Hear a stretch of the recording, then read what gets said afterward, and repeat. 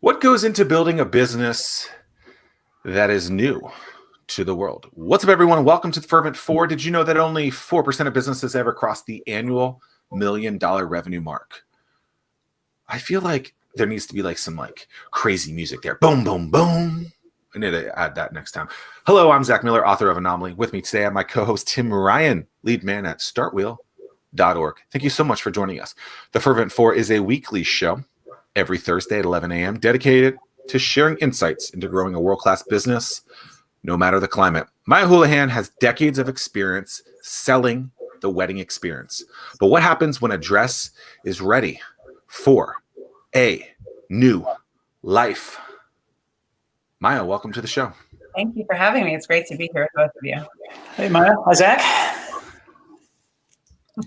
Maya, I think the first time you and I actually ever met was when I was doing my State of the Startup Community Address, and you were a finalist for, I think, the inaugural year of the Small Business Champion of the Year. Yeah. Is that correct? It is, yeah, and I think it's the year that Bo Turner won. Yeah, Bo Turner won, and if I remember, it was you and Bo going into the last weekend. How was that decided by popularity contest? Yeah. That's the best way to do it. Vote often, do it. Marketing. Mm-hmm. Yeah, but it was interesting. I mean, there are swings, right? And so it's I don't know. Maybe there's a better way to do something like that, but it was a way to engage people, and I thought it was fun. And I think it also, if you're selling something like that or providing an award like that, I think it's really about the community aspect of that. And so to get the community involved in that instead of 3 or 4 judges. And I've been on panels like that where I've judged stuff and I'm like, that person clearly is missing this thing and they're scoring this person in 5th place out of 5 people. Why? And so let the community dictate it, and they did. And so if I remember correctly, it was a handful of votes that slim margin. Slim margin. So I feel like I knew about you before. Had you not known about anything that I've been doing at that point? I had heard of you. You had Hatch at that point, correct? Yep. Right? So I had heard of you, and your name came up often in conversation. But especially when I was looking to raise money, when I was trying to raise capital to keep the business going, I think that's when you and I probably really got to know one another. Gotcha. Okay, so when you know of someone, but you don't take it to that next step to get to know that person, introduce yourself. Why is there that delta there? Why is there that gap when people are oh, I know that person, but we don't, from a networking perspective, go out of the way to introduce each other? And I think it goes both ways, right? It just so happens that someone nominated you, I don't remember who, and we magically became, friends, acquaintances, networking partners, whatever. Why is there that gap when you know someone but people don't, or why have you known people and not kind of reached out to them in the past? So I feel like I've been networking my entire life. I'm a big champion for networking and networking events. And I think that there's a couple of reasons why people don't make that initial connection. One is selfishness, honestly. Some people, if they don't think they're going to get anything back, they're not going to make the initial introduction. Unfortunately, there's a lot of people that go into networking for the me, right? So what am I going to get out of it? And that's really not, networking is about giving and hoping that the more you give, at some point, something will come around. I think the other thing is sort of fear of rejection. So if I make this cold introduction between these 2 people and the person I'm introducing doesn't respond to the person I want them to connect with, am I fracturing my connection with that person, right? Am I devaluing my contact if I'm putting them in front of somebody that they don't want to connect with, or and some people are just more giving than others. That devaluing thing is interesting, right? So I give very few introductions for that reason, because I feel, and people think it's ridiculous, but I think it's very important who I introduce to people instead of just being the blabbermouth of introductions. Which some people be well, they would, validate themselves up or down the wrong way, or the right way if it was going to work. But to me, it's well, if I'm introducing someone and I haven't actually done the due diligence on them, and by introducing them, I'm kind of saying, hey, this person is credible. You can do anything with them. So if I just openly do that, I think that's a mistake. And I think a lot of people do that. And they're like, well, I don't know that person. Right. And that's ridiculous. So I'm glad you do that. I mean, it's interesting. I mean, especially now as I started writing checks from an investment standpoint, it's like, man, I've been building my reputation for 9 years now. Right. And to me, my reputation and the network that I have built is worth a whole lot more than the amount of money that I may write for a check. Absolutely. Mm-hmm. Yeah. Without, I mean, they say your network is your net worth, right? And so you have to protect it. And I think that there's, so if you're not sure about the connection, it's always okay to go to the person that is your contact and say, hey, I want to introduce you to this person. This is what they're looking for. This is what they're about. Do you mind? As opposed to just like making this cold blanket email introduction to two people and then they're both sort of left. From someone that you met 19 years ago. That's exactly right. So it is. I mean, I think you have to just be super aware, right, of how that connection is going to be made. I did that recently, and Tim was actually one of the people that I introduced to, and I actually called him multiple times to say, this is the scenario. I want to make sure it's okay. Here it is. And there was like 3 or 4 other people that I was introducing this person to, and it was like, specifically, this is what I think could be the connection. And I don't think people go above and beyond. So then when you're ready for that person to actually get that, that email introduction, phone call, whatever, you know what it is, instead of just being like, I'm just going to twiddle my thumbs and whatever. I think that's very important. Yeah, and to take that one step further, I always and I tell people this all the time, I will give you a 3 or 4 sentence paragraph to you when you make that introduction to specifically dictate how I want to be introduced. Because no one knows you better than yourself, and the other person is going to botch it. That's perfect. That's great. I mean, talk about a nugget of wisdom right there. That's really, I've never even thought of doing that. I've had other people say, do you mind if I write a couple sentences about you? Sure. But to actually provide it to them, you're doing it here, include this in the email. I think that's. Well, then you're playing the game of telephone. Right. If not, right. And that game of telephone, by the time you get to the 17th person, you said hello and they said goodbye. And it's like, what? And so I think that's great. Yeah, absolutely. That's interesting. So I always thought that, because I thought you guys were besties for a while. I didn't realize that from the state of the startup was the beginning stages. Well, I mean, we that's like very similar paths because I think, we have very similar interests. And then you wrote a book and then I wrote a book. And then, we both sort of had highs and lows and have pivoted and made changes. And so I'm like the female version of that. There's your book. Oh, I don't have my book next to me. Anyway. Come on. I know. Look at rookie mistake right there. No, it's fine. No, I mean, I think it was 6 years ago, probably. So actually, I think we did the belt in 16, maybe. So that would have been 5 years ago. It was. I guess I don't know. It was either late 2015 or early 2016.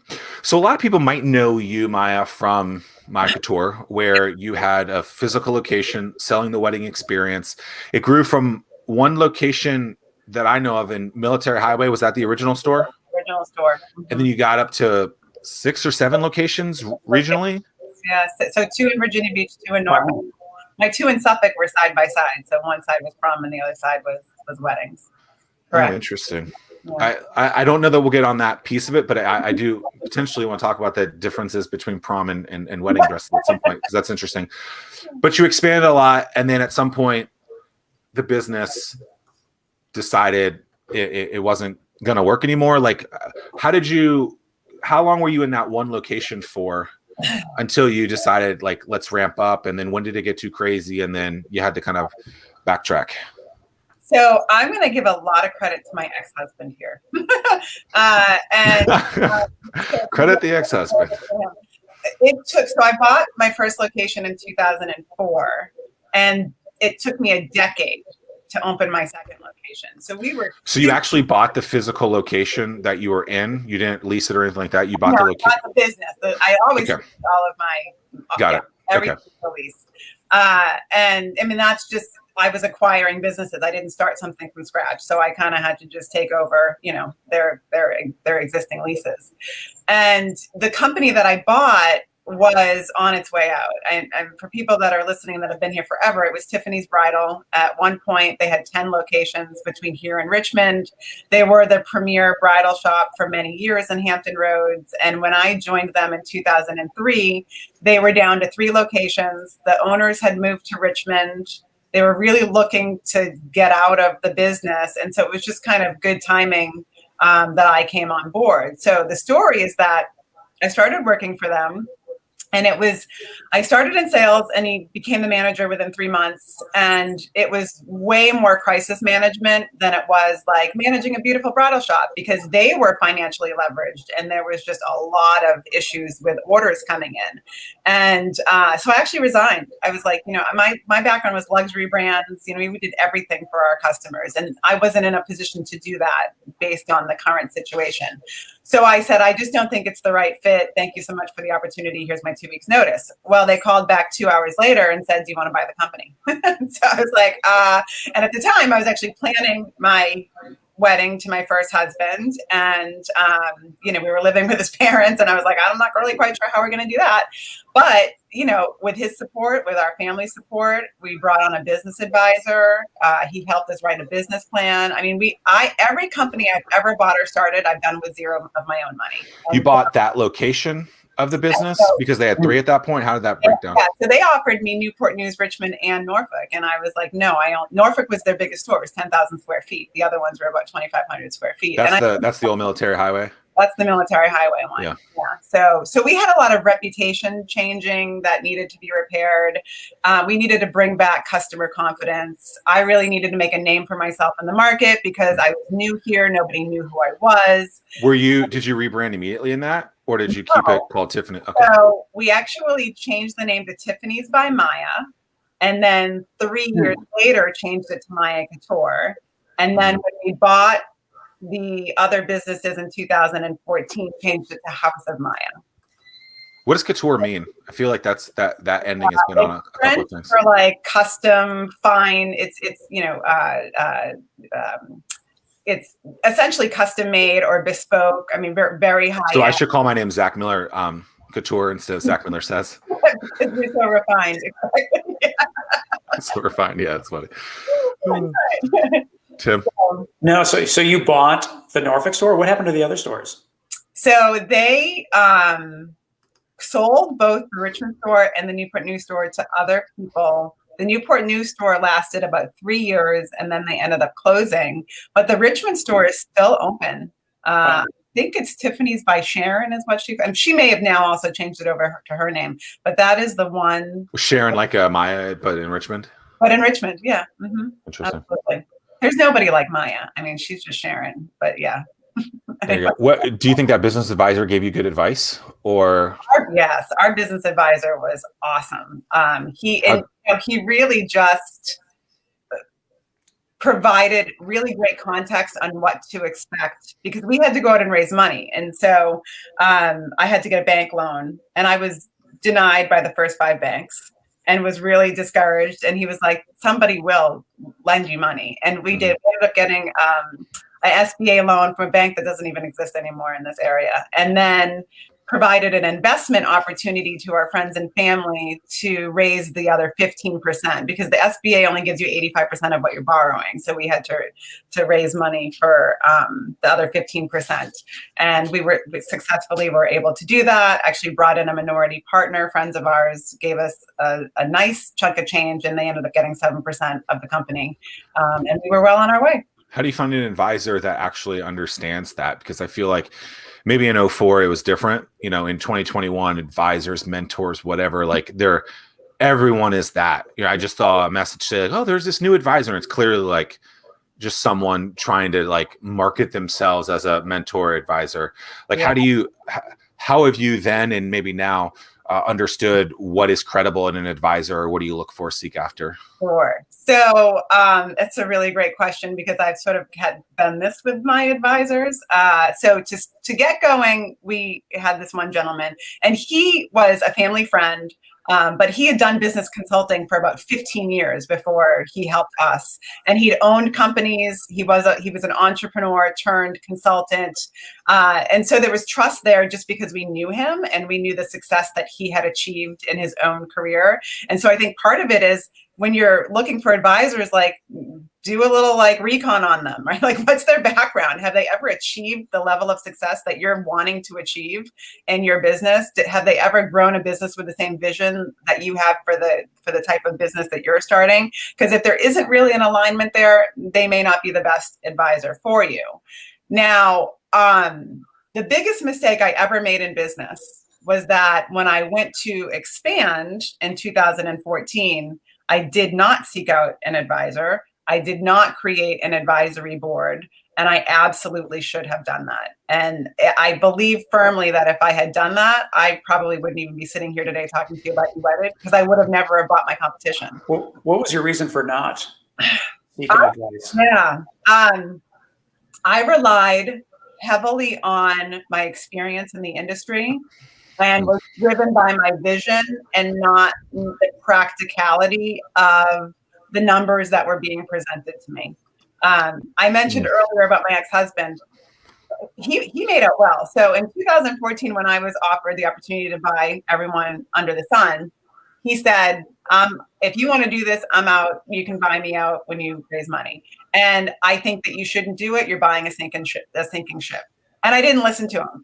And I don't know if it was because it was like ex-wife or I wanted to prove him wrong. And I was always, that's probably why our marriage didn't work, is because I was always trying to prove him wrong.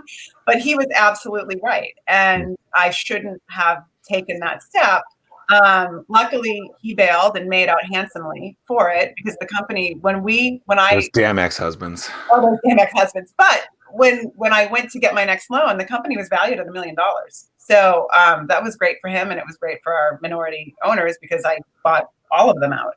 But so then when the company became leveraged in 2016 and really in a financial crisis, that's when I brought on other advisors. And those advisors came to me, and it wasn't like an advisory board, but I ended up confiding in people in business that I respect dearly. And they connected me with really seasoned, sharp, successful people that had experienced the pendulum swing of business, the highs and the lows and the highs and the lows, and had now ended up really successful running extraordinary companies. And those folks kind of really softened the blow for me as we were exiting, and prepared me for what to expect by having to turn my company over to the bank.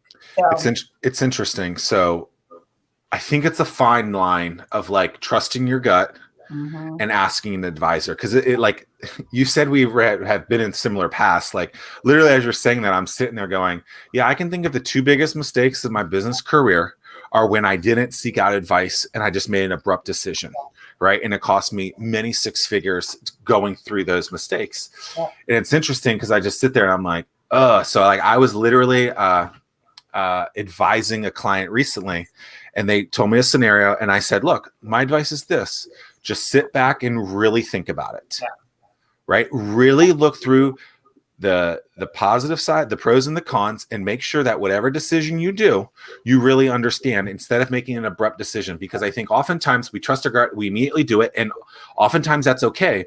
But sometimes they are very serious matters that we don't gauge correctly, and we just make a quick decision. Yeah. Well, and again, I think growth was definitely something that I wanted. I had a big vision for the company. I was very seasoned. I knew how to run a retail establishment. I obviously proven that I could grow a retail establishment. But I didn't know the difference between horizontal growth and vertical growth. I really Well, it could have gone the other way too, right? It could have gone in a super positive way and just been like, screw it, we're having a completely different story. Yeah, absolutely. True. But my growth, I made decisions that became even more capital intensive, even more operationally intensive. I was stretched thin.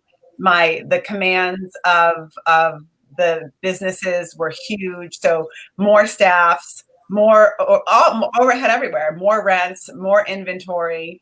And there were other ways that I could have grown that would have offset, right? I would have had more revenue and less expenditures. And I didn't. The decisions I made were completely lopsided. And so that was a lesson learned. And I think about that now when I'm thinking about growth, is what are the demands on me as the leader in the company? What are the demands on the checkbook versus how much revenue we think we can bring in based on this growth decision? And so I had to learn it the hard way, but like I say to people, I got a real life every day. So. Kelly Clarkson said it best: what doesn't kill you makes you stronger. That's right. Yeah, and I think that this area, we have our challenges, but one of the biggest challenges that we face, in my opinion, is the lack of appetite for failure. There's so few people that are willing to take on risk to begin with. And then if someone experiences that failure, you're just drugged through the mud. And I'm just curious, what did you experience? Were people, were they not forgiving, but were they sympathetic? Did they look at you funny? What did you experience through this? So this is a crazy, that probably the question that you're asking in my experience is the craziest thing that I've ever gone through in my entire life. Because here's the thing. People that know nothing about me, have never met me, had no problem making, judging my character, my intention, my ability to run a company, how I treated my employees. I mean, didn't know me from Adam. And then people that knew me personally or had in any way, shape, or form experienced the highs and lows of entrepreneurship were super sympathetic and stood up for me. I mean, there were times people like, oh, I had to stand up for you in a bar. I heard somebody talking about you.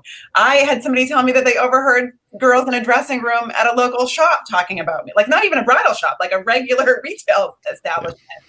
And that happened with me. I was at an event with Tim that I was speaking at, and I brought you up, and the people in the crowd were talking crap, and I was like, why are you guys saying you support small business? Right. You're so full of crap. Yeah. See what I did there? That's me not cussing. I can be good. I almost said the other word, but I mean, it's just, to talk smack or to. But it's internet trolls in that case, isn't it? It's just people talking. For someone that's going after their dream. It's like you should have if only you had the courage to try to go after it. Jealousy. People are jealous that you are willing to take those risks both ways because they are too afraid to, or they'll have another excuse to be in there. And if you've never been in those shoes, they won't say it. They'll be like, no, that person's just a donkey. How dare them? That's my opinion on how that works. And the funny thing is today, fast forward to this last 14 months or however long it's been, and now we get to learn firsthand how fragile every business is across the entire world, whether it be financially, from an inventory standpoint with face masks and all that nonsense we went through forever ago. I mean, it's razor thin margins across the board. Absolutely. But don't you think that's the thing people don't understand? Like they think business owners immediately are just like these rich people, and they don't put it in. It's like look at basic economics of something. Exactly. I mean, people don't care that I didn't pay myself for the first 5 years I owned a company, and I didn't pay myself the last 2 years I owned a company. The second I saw the writing on the wall, who the first one was to sacrifice? Me. I was not this asshole owner that was like, I'm gonna just keep keeping the money and then take it from everybody else. Oh no, we sacrificed. I mean, we lost our home. I was willing to do that to try to save this company and save my employees and continue with our vision. And those are the hard decisions that you have to make as an entrepreneur. And I would say anyone that's listening that's going through a crisis right now with their business could potentially lose it and have to file a bankruptcy. Surround yourself with the people that truly know your character. Let them insulate you from all of the people that are talking trash. And that is what got me through. I didn't watch the news. I didn't read newspapers except for that one article that was written about me, and got upset about it. And that's why I decided I'm not going to read the newspaper anymore. But I just had to get centered and be around the people that truly knew who I was, because I didn't want to lose who I was in all of it. And it's very easy to question yourself and to start believing the nonsense that people are saying about you. I think so. I was interviewed for that article that you're talking about for an hour, and they basically were trying to get me to talk shit about you because you were almost our small business champion that year. And I wouldn't. I was just like, this is entrepreneurship. This is what happens, whatever. I remember also, I talked to you the day that you moved out of your house. And I remember calling because I feel like that article had come out around then. And like you weren't crying when I was talking to you, but I could tell that you've been crying for a long time. It's just like the emotion had just come down. It's ridiculous. What I dislike about reports that come out as a former journalist is when these reporters have never been in those shoes, yet they're trying to tell you this story. And it's like, yo, you don't understand anything about what's going on here, yet you're trying to report and you're only reporting one side of it. Let's hear the other side of it. And of that always, one side, they probably only know 10% of the truth, if 10%. They quoted a vendor that I never even did business with. A guy that owned a veil company. Because that's the vendor who probably would talk about it. Because this is what they do. Let's find someone that will talk about this, whether or not they are associated or not. And it just says wedding vendor. Right. They didn't say her wedding vendor. I think his first name was Adam. I was like, I have no idea who he is. How did you even? They'll interview randoms on the street. They call them man on the street, woman on the street. I'm just like this. Like, yeah, you guys have First Amendment rights. People are allowed. People think that you're super credible, and it's like there's no context here. And then when you get into the business world, it's just ridiculous, and it irks me because it's like, where is the context? Right. So, all right, let's stop with the old stuff. Let's talk about the new stuff. I think we did a decent job of at least painting a picture that hasn't always been there. Is there anything else you want to say about the old stuff? No, it's in the past. That's all. Yeah. I commend you so much, and it's awesome that to take what you experienced and transition into something new. At the time that we're taping this or live with this, there's no tape, Tim. Come on. Yeah, well, the cliche, as they say. But yeah, you pitched last night at a competition, Star Peninsula, and you're one of the finalists. So talk to us about the new business. What do you have going on? Sure, absolutely. So let me preface this by saying, sometimes your darkest moments can inspire your greatest ideas, because the idea for EWedded actually came to me in 2016. I was sitting in my living room, and it was actually the first time I thought we were going to have to close our doors. I was freaking out. And it was like a light bulb moment. I had this feeling of, okay, don't cry, don't like get it together. How do you fix this business? Where are you bleeding? And one of the glaring areas of pain was inventory. I had so much inventory. I actually had $250,000 of inventory that was considered dead inventory. So it was either discontinued or samples I couldn't move, or we had dropped a designer, or even customers that didn't come back and buy their stuff. So I actually called my attorney and said, I want to create a multi-vendor marketplace. Like, I think I can do this. And how do we create a package where I can bring investors into the retail business to help me shore it up, and then they'll get ownership, like in the big picture. And we almost got it done. I will tell you, I raised about $200,000, but it wasn't enough, and it wasn't enough timing. So I had to shelf it. And then after I lost everything, I had to recover, and I had to figure out, what did I want to do when I grew up, and came back from all of this. And 5 years later, it was still nagging at me. So in the end of 2019, I decided, you know what, it's time. It's time for you to go back into the industry that you love. It's time for you to create the solution for small businesses. Let's get it done. And so I hired a development team that started working on the development of the marketplace in early 2020. And then the pandemic hit. And my first instinct was, oh no, this is horrible timing for me. Like, what am I doing? Trying to build a business during the pandemic.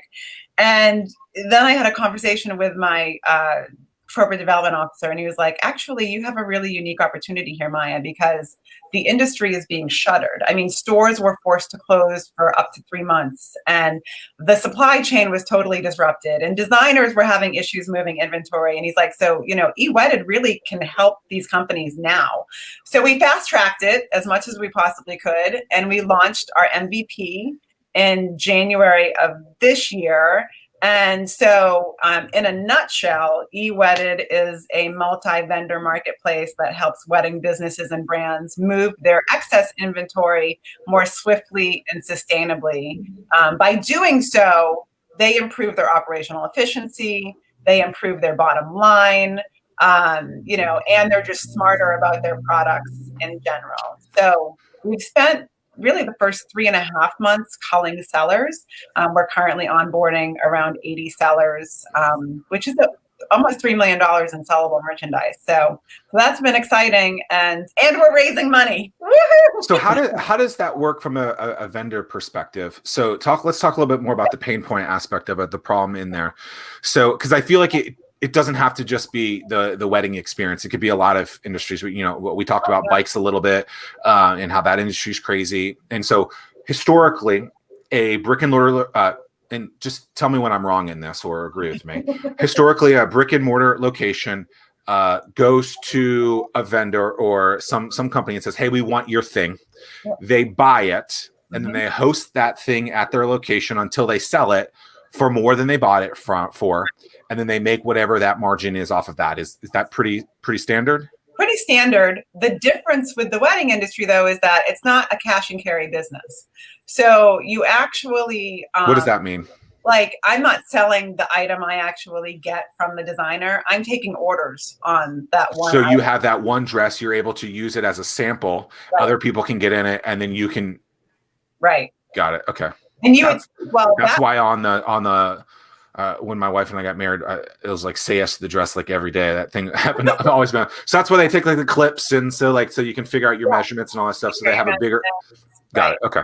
So I mean, you would think, okay, well, if you're a special order business, you don't have inventory management problems, and maybe in other industries that doesn't exist. But the thing about weddings is there's constant pressure to buy new. The consumer is expecting new. The manufacturers and designers are always coming up with new collections and basically force feeding you these minimums. And when you bring on a vendor, you actually sign on to their terms. And so when you sign on to their terms, they basically are dictating to you, okay, every 12 weeks or 16 weeks or whatever it is, you're going to buy 12 dresses or 24 dresses or 36 dresses, whatever it is. And you don't have a choice in the matter. And if your store is only 3,000 square feet, right? Like, what do you do? And then let's say you buy 12 pieces. This is a big thing, right? You buy 12 pieces. And then 2 months later, you get a notice from the designer saying, we've decided to discontinue these following styles. And 4 of the dresses you bought, you can't take orders on anymore, right? And so you can't sell it all in a sale. You can't give it all away, in a donation. When you're repping 36 to 50 designers, depending on the size of your store, it adds up quickly. And wedding goods are really expensive. So the designer can say, "Hey, you can't sell this thing anymore." Right, you can't. And they dictate. Okay, interesting. Yep. And on the design side, because we're also going to help brands, right? And if you want that brand in there, you have to follow their rules, basically. Yeah, absolutely. Yeah, you don't. There's very little leverage. But the designer also is that only for like couture like brands? Those very like that's across the board in the wedding industry. It is across the board. Absolutely. Yeah. It's an issue whether you're a small artisan designer or whether you're this big master, like manufacturer. So. Wow. Yeah. And it's the conversations I have today when I'm talking to retailers is, have you ever opened that closet? Have you ever pulled back the curtain on those 2 dressing rooms you can't use anymore and put a dollar value on that inventory that's sitting there? That could be the paycheck you're not paying yourself. I mean, honestly, because the margins are so slim, you have store owners that aren't paying themselves, right? And they've been running their businesses for 5 years, 10 years, whatever it is. And so for a lot of it for us is education, because I don't want to discredit the wedding industry, but many of the people that go into the industry do it because they love weddings, not because they love business. They don't understand the complexities and they don't understand a P&L and cash flow and how to read a balance sheet. And so they're just looking at that garment. And I'm like, you paid $1,200 for that baby. That's not just a garment. What could you do with that money? So that sounds to me that because you know the industry so well, when you decided to move forward with this idea, one of the questions we just had was, why did you stay in the same industry? Is it because it is such a difficult industry to understand and know that's one of your secret weapons that you have? Yeah, so it's two things. It's love of industry and it's love of helping people. So what I get to do now, right? And so this is where sometimes going through something painful can actually open the door to something beautiful. Like I always thought I was going to own a bridal shop. Even when I had just my two before I expanded, I was like, this is a nice business that I can pass down to my daughter.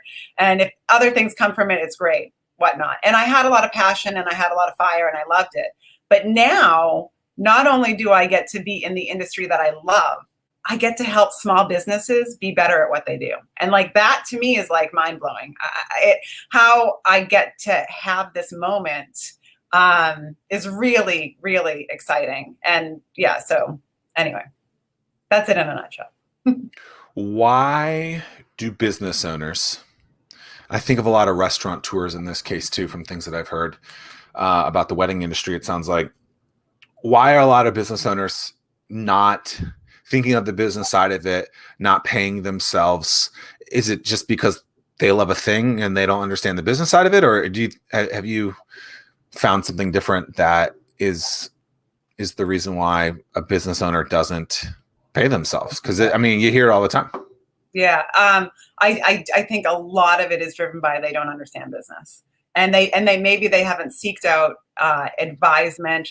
They haven't surrounded themselves with a great professional team. And when I say that, I mean like your accountant, your banker. So they love the thing that they do. Mm-hmm. But totally they don't understand. They just don't care about the business side of it. Yeah. That's a generalizing statement, but okay. Yeah. And so for some people, it's money isn't the driving force, and I would say until you're losing too much money. Right. I find that question to be, or that statement, not to cut you off, but so interesting, because like you hear all these reports where people are like, these are the 10 things that we want our employer to give us, and never any of it is a salary. Right. It's like, but you wouldn't do any of that stuff for free. Right. And so like when you have a business owner that's like, I don't care about the paycheck, but you do to some extent. Yeah. Right. You have to make sure that you're making money, or else you can't do that thing. You're just doing this thing for other people for free, and it's not worth it to you. And I think that kind of statement has to be expressed a lot more, because otherwise it's not worth it. And it's just, that's why I like the book Profit First, Tim. If you don't pay yourself, that's not smart business. And if you're not, and so like if money isn't a factor, it means that you're not running a smart business overall. Like there's other ways that you could be smarter. And if you're not paying attention to even how you factor into your own business, it means that you're missing the mark on other areas of your business as well. That could make it better so that you could pay yourself. I was talking to someone recently who's looking to starting a business, and I literally just said, what are all your expenses? Mm-hmm. And this individual didn't understand certain things. I was like, oh, by the way, the things that you buy as a consumer, sometimes those are more expensive as a business owner. Right. So your internet that you get at your house for $70 a month, you probably have to pay Cox Cable $210 a month for that thing. Oh, well, why? I don't know. I don't know the reason. But you imagine if that was it, and you had $150 profit per month, which is, obviously we want more than that. But there's your little bit of margin, and you've lost it because you didn't actually calculate correctly. And so figure out what your real expenses are. And I think you should do that early and often, all the time. Yeah, absolutely. Mm-hmm. Maya, I'm just curious, why is everything so expensive in the wedding industry? If margins are so thin on your side of the house and prices are so high, what's the distribution of where the money is going here? Is it the designers that are making all of the money? How does that work? I don't understand. Yeah, so I do think that the designers do very well. And I think that their suppliers do very well. So interestingly enough, one of my board members is a wedding gown designer. And I never, when I talked to him, I didn't think about what he's forced to do on his end. Like his fabric suppliers squeeze him. They have minimums. The beading people have the lace people. And so it starts at the very, very beginning, of the supply chain. And I think that those are the people that probably end up with the most money in the end. So once it's gone through a few iterations, That's where there's very little wiggle room. And I think things are expensive because people will pay for it. I mean, it's supply and demand, right? And it's creating the dream. We've sold this image to consumers that they have to break the bank to have the wedding of their dreams, and luckily people are eating it up because it's what keeps the business going. But we've created that. Share with us the stat from your pitch last night. Is it the top 20%, 10% that people spend on a wedding? That was crazy to me. I'm scared to hear this. So the average wedding is $34,000, but 20% of couples spend over $1 million on their wedding. 20%. Okay, so that's actually a ridiculous average too, because that's probably nationally. So like in DC alone, I think the number is like $150,000. I think in area it gets, certain areas really skew that one way or another. I mean, that's New York, San Francisco, at the big cities, it's through the roof. $1 million. I was floored when I learned that statistic. Floored hearing that. I mean, it's just how that wedding cake ain't that good. Yeah.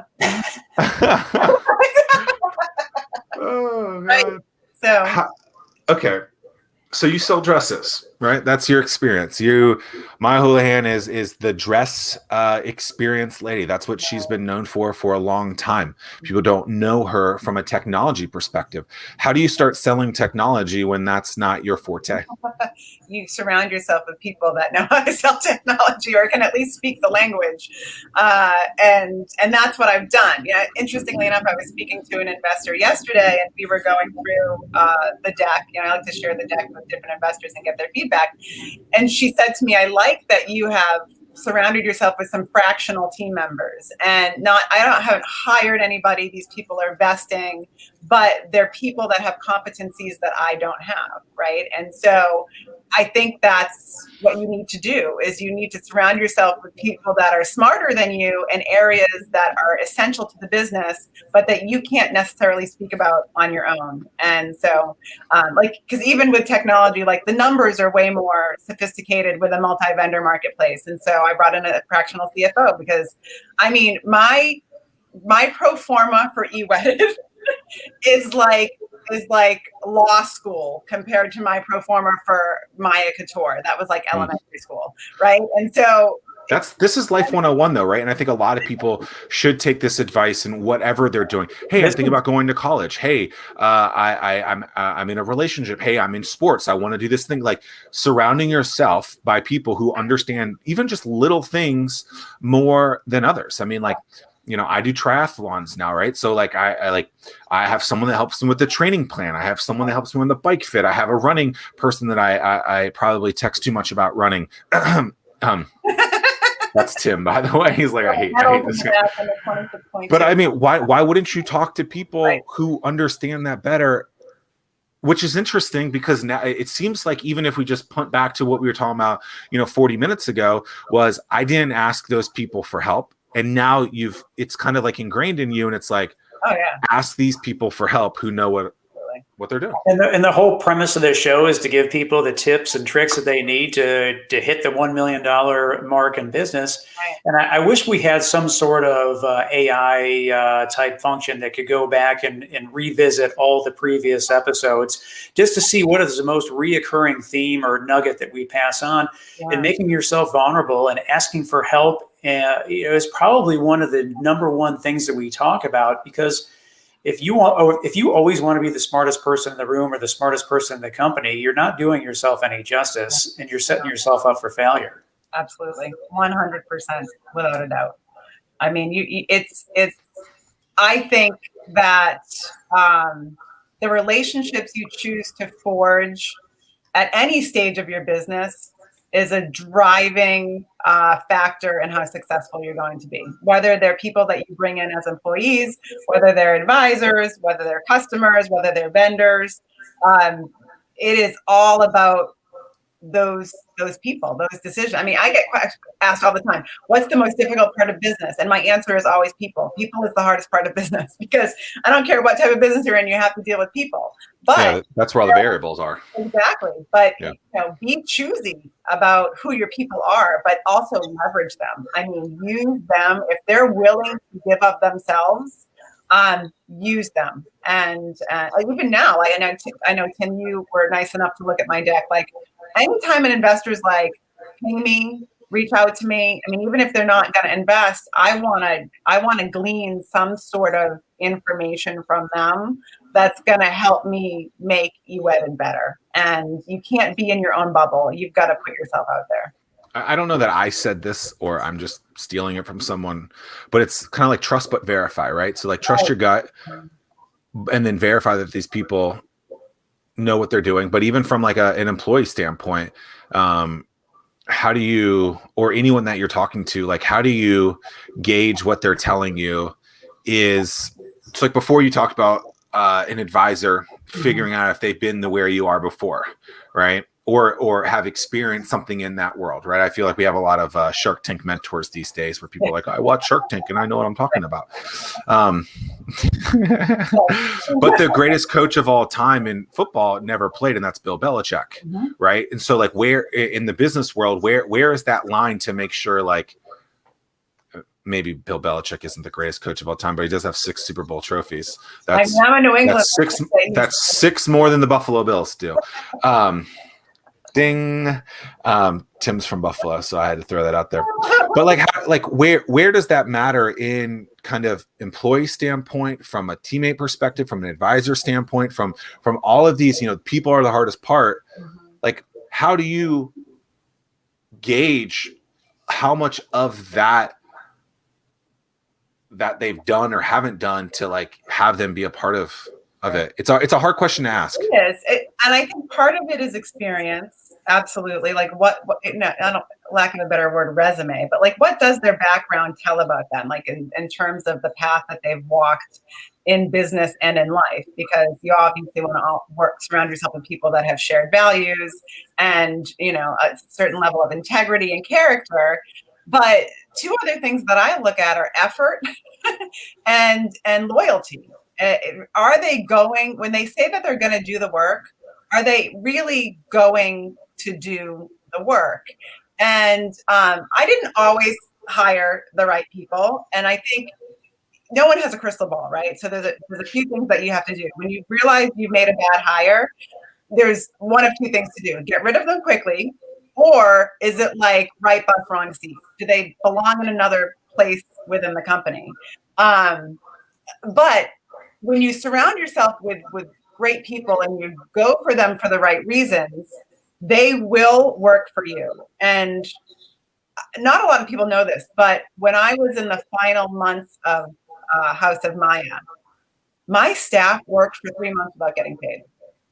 I mean, there are enough amazing words that I can use to express the level of talent, poise, and character of the women that worked with me in the last 6 months of that company, because they were compromising their personal lives to try to save this business with me. And that comes from the fact that loyalty and effort were 2 kind of pillars for me that I used when I was choosing who I was going to bring into that world. I mean, that's awesome. And that says a lot about you as a business owner, as a leader, as a boss. I want to follow that up. This is going back to our area having such a difficult time with failure and embracing failure. Did any of the previous investors that you had before invest in EWedded today, or are they thinking about it? Mm-hmm.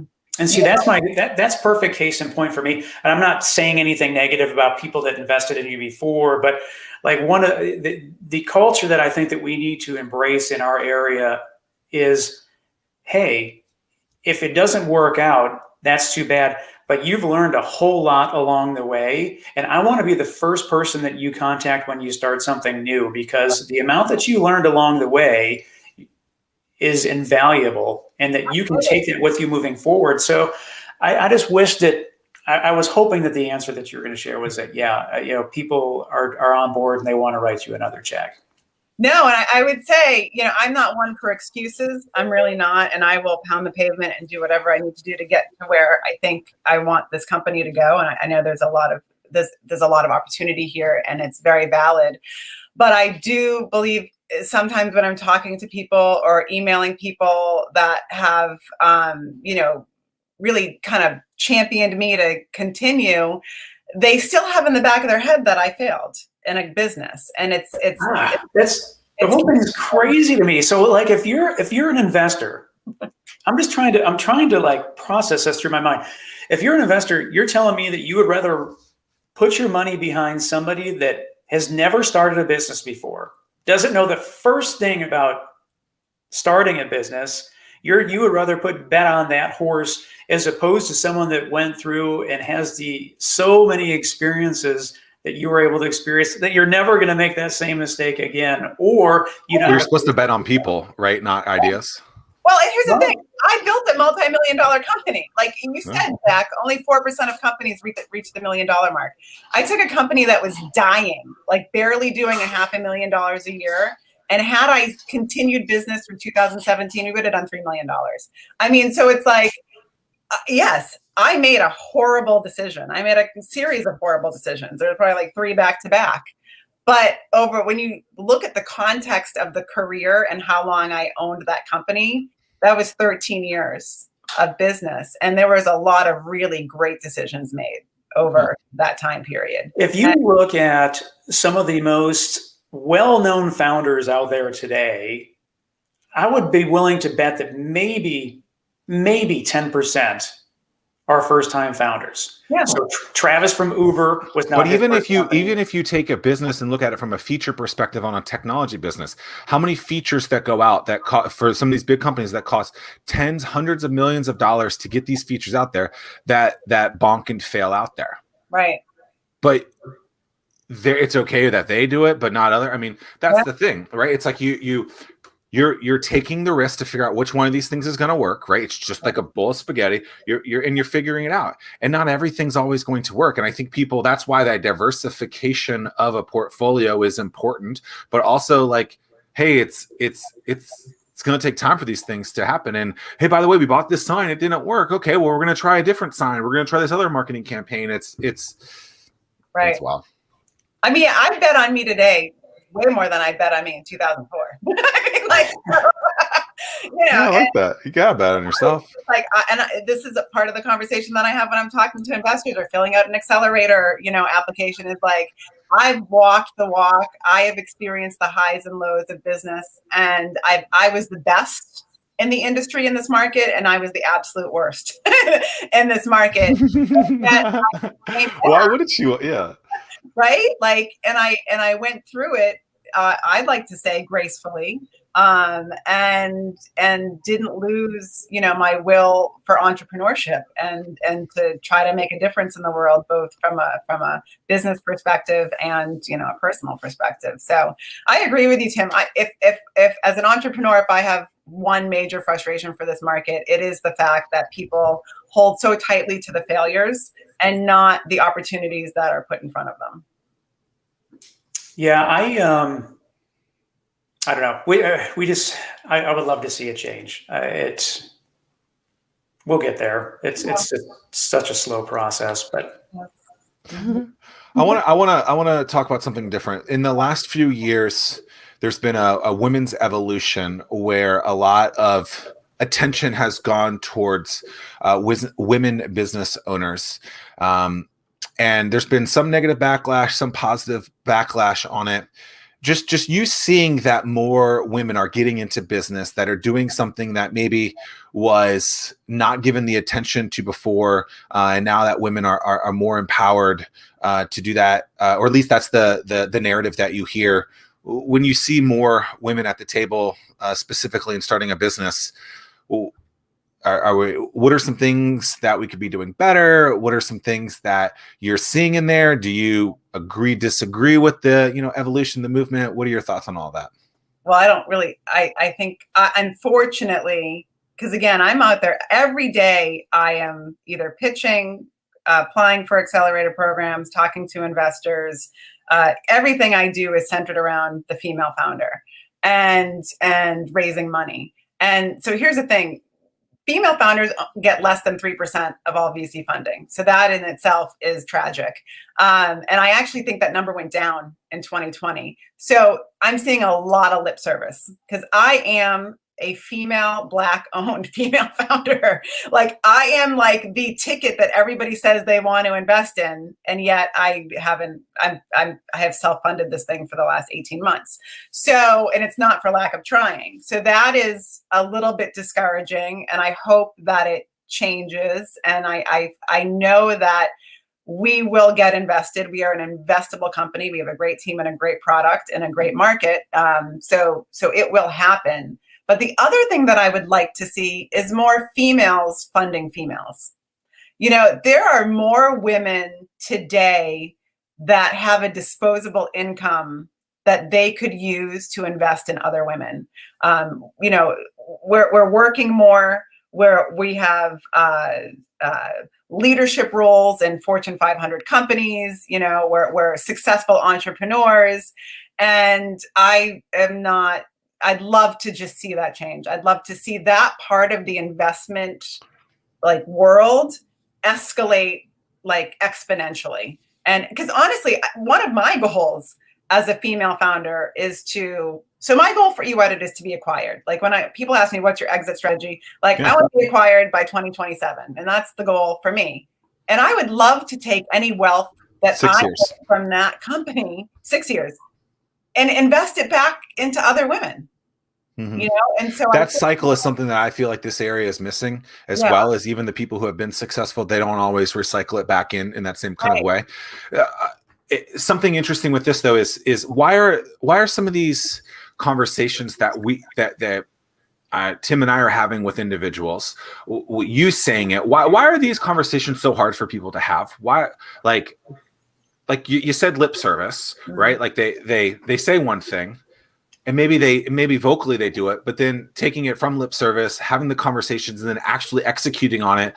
Like, why is there so much BS there? Because I feel like there's a lot of that too. Right. But it's like, why are you just talking the talk and not walking the walk? Is that because the talk is the easy part and the walk is the hard part? Like, because you just said it, right? Like, a Black female business owner, you know, that's the ticket people are looking for. Yet here you are saying, hey, and you're not being able to get it. Like, what's so hard about that? If I had that answer, I'd have a funded company. I don't think it's an excuse. Like, I feel like some people might say, oh, you're bitching, you're coming up with excuses and stuff like that. I don't think that's what we're doing. I think we're just saying, like, here are the numbers, here it is. I have this portfolio. Person. I work 24/7 on this company. I will talk to anybody. I will pitch to anybody. I have changed my investor deck 750 times. Okay. Like I will tweak, I will fine tune. The reality is the effort that I'm putting in is not being matched by the funding I'm going at, like the amount of money I need to continue with the venture. It's not excuses. The numbers don't lie. Mm-hmm. Right? And so when I say the amount of women that got funded in 2020 went down, there's a problem because you had Black Lives Matter and all of these people getting laid off in 2019 and 2020, going out and starting their own companies. I mean, entrepreneurship like exploded in 2020 and it's continuing to grow in 2021 because so many people lost their jobs through the pandemic. But you're not seeing the amount of investment that should be going to these people that need to be invested. It's not happening. The numbers don't match up. So it's not an excuse. It's the reality of the situation. This might be a terrible analogy, an example that I'll give, but you have someone like a Dave Portnoy from Barstool Sports that created a Barstool restaurant fund, which basically he saw that there was a bunch of restaurants that were struggling, and he basically took his network and said, like his social media following, and said, hey, we're going to open up this Barstool fund for restaurants that are out there. And we want you, the community, the public, to throw in whatever you can. Some celebrities, I think Aaron Rodgers put in $1 million into it and then put another $1 million into his own area and stuff like that. Is it someone that needs to just seed the tip jar that's missing and we're not seeing that because people need to have that following to get behind?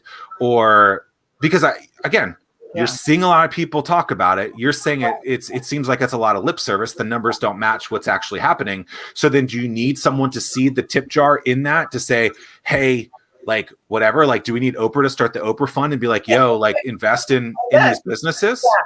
Well, you make a perfect point. And for anyone else that's raising, the first check is the hardest check. It's based on fear. Nobody wants to lead and then open the doors to other people supporting the venture, and then the venture goes up in flames, right? Because who's the person that started it? It's the first person.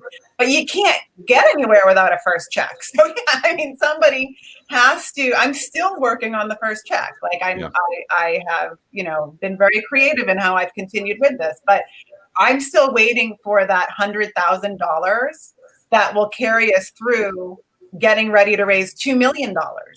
And the reason that's important is because you can then take that person's name, right? The check is important, but then you can take that person's name and then basically leverage that person and say, hey, this person invested. Don't you want to be a part of their club? I used to do that all the time when I raised money. I was like, oh, so-and-so here, who's that really filthy rich person in town? You want to be associated with that person? There you go. That's all you got to do. That's exactly right. Yeah. So, and then, they're on your cap table, so it's an ink. I mean, like, there's no getting away from it.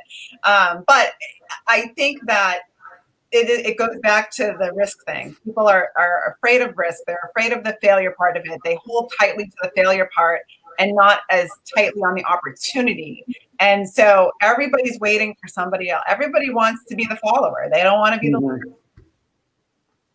leader. Totally agree. So. We could talk for another hour, but I don't think we're allowed to. Facebook isn't going to let us talk for another hour, even though we should. I think we've gotten on some, we've touched on a lot of really important things. I'm really excited to see where some of the things that we've talked about have gone through, whether it be people embracing and really understanding what a business does when they're in their downs, not just their ups. I think you've done a tremendous job of not only explaining what you think you've learned through that process, but now implementing that in this other venture. I think that's great. I think that you being an open book in that can be very difficult too. And I think doing that is something that not many people will do. Most people weren't willing to take the risk of saying something like that. So mad ups to you. I'd like to thank my dog for eating another pair of headphones. This is like the 7th one that I've had on this show since we've started.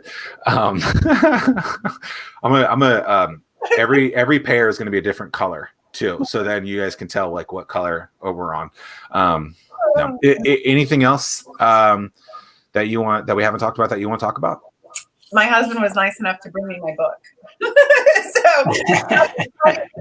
So this is my book I wrote in 2019. It's titled Happily Altered After. So anyone that knows any woman that is getting married, this is a great book. It'll teach you everything she needs to know about finding her dream wedding gown, whether it's online or in a bridal shop. Is there a way to capitalize that book into the new venture? So I do have a podcast with the same name. So my podcast is Happily Altered After Podcast, and I am using that to actually interview some of our sellers. So we'll do seller spotlights, and I interview other industry professionals to just provide trending information to our end user. So yeah, that will be interwoven into the venture. And we'll make sure we include that in the show notes. Thank you. Love it. Maya, this has been an absolute